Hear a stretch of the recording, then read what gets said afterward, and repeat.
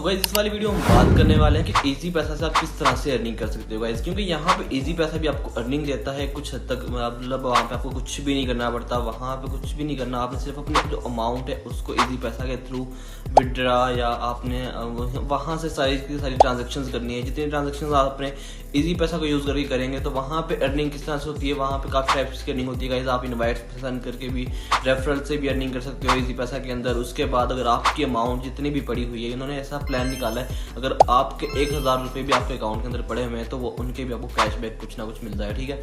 तो वो आप उसको पैकेज को सब्सक्राइब करें ना करें, इन्होंने ऑटो एक ऐसा वो लगाया हुआ है कि जैसे ही अगर आपके अकाउंट के अंदर 40-50 हज़ार रुपये पड़े हुए हैं तो आपको डेली के 100, 150, 200 मतलब इस तरह से वो उन्होंने फिक्स की हुई है। मैं आपको एग्जांपल दे रहा हूँ, अगर आप अपने 5 से 6 लाख या 10 लाख रुपए अकाउंट में सकते हो इजी पैसा के अकाउंट में, क्योंकि गाइस कोई स्कैम नहीं है। इजी पैसा भी बिल्कुल ही यहाँ पे लीगल एप्लीकेशन है, बिल्कुल लीगल अकाउंट्स बनते हैं और लीगली वो वर्क करती है पाकिस्तान के अंदर। तो उसका कोई फ्रॉड नहीं है, कोई इस तरह का स्कैम नहीं है।